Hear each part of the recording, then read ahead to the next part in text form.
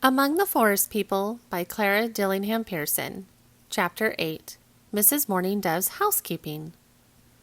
Strange as it may seem, there had never been any mourning doves in the forest until this year, and when a pair came to live, the people were much excited. They talked about the dove's song, so sweet and sad, and about their soft coats of brown and gray, and they wondered very much what kind of home they would build. Would it be a swinging pocket of hairs, strings, and down like that of the orioles? Would it be stout and heavy like the nest of the robins? Or would it be a ball of leaves and grasses on the ground with a tiny doorway in one side, like that of the ovenbird? You can see that the forest people were really very much interested in the mourning doves, and so perhaps it is not strange that, when the new couple built their nest in the lower branch of the spruce tree, everybody watched it and talked about it. "Really," said one of the blackbirds, who had flown over from the swamp nearby, "I never should think of calling that thing a nest. It is nothing but a few twigs and sticks laid together. It is just as flat as a maple leaf, and what is to keep those poor little doves from tumbling to the ground, I can't see." "Well, I wouldn't worry about the little doves yet," said a warbler. "I don't think there will ever be any little doves in that nest. The eggs will roll off of it long before they are ready to hatch, and the nest will blow to pieces in the first storm we have." "Well," said the blackbird as she started for home, "I shall want to know how the mourning doves get on. If any of you are over my way, stop and tell me the news." Some days after this, a quail, passing under the dove's home, happened to look up and see 2 white eggs in the nest. It was so very thin that she could see them quite plainly through the openings between the twigs. Later in the day she spoke of this to a grouse, saying, "I came by the mourning dove's nest and saw 2 white eggs through the bottom." After she went away, the grouse said to a wild rabbit, "The quail told me that the mourning dove's eggs went right through the bottom of her nest, and I don't wonder. It wasn't strong enough to hold anything." At sunset, the rabbit had a short visit with Mrs. Goldfinch, as she pulled a great thistlehead to pieces and made her supper from its seeds.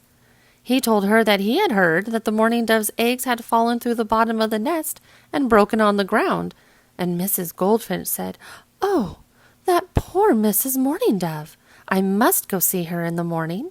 Then she fled home to her own 4 pearly treasures. Now, of course, the rabbit was mistaken when he said anybody had told him that those 2 eggs were broken, just as much mistaken as the grouse was when she said somebody had told her that the eggs had fallen. They both thought they were right, but they were careless listeners and careless talkers, and so each one had changed it a bit in the telling. The next day it rained, and the next, and the next.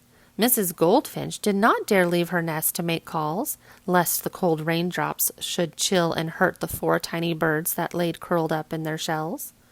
At last the weather was warm and sunshiny, and Mrs. Goldfinch and some of her bird neighbors went to call on Mrs. Mourning Dove. They found her just coming from a wheat field where she had been to get grain. "Oh, you poor creature!" they cried. "We have heard all about it. Your poor babies! How sorry we are for you!" Mrs. Mourning Dove looked from one to another as though she did not know what to make of it.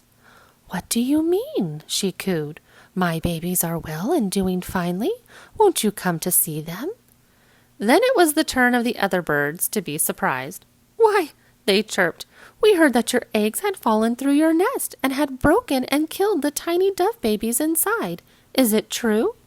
"Oh, not a word of it," answered Mrs. Mourning Dove. "The nest is all right, and the eggs were not broken until my 2 little darlings broke them with their sharp beaks. Here they are," she added fondly. "Did you ever see such pretty ones? See him open his bill, oh, the dear! And did you ever see such a neck as she has? Mr. Mourning Dove thinks there never were such children." "But do you feel perfectly safe to leave them in that nest?" asked the oriole politely.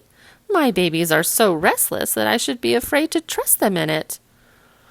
"That is what people always say," answered Mrs. Mourning Dove with a happy coo, "and I fear that I am a rather poor housekeeper, but it runs in our family. Mr. Mourning Dove and I have raised many pairs of children, and they've never rolled out or tumbled through or blew away, and I do not worry about these. I shall never be thrifty like you good builders, perhaps, but I'm sure you cannot love your little ones any more than I do mine. It is very kind of you to be so sorry for me when you heard I was in trouble.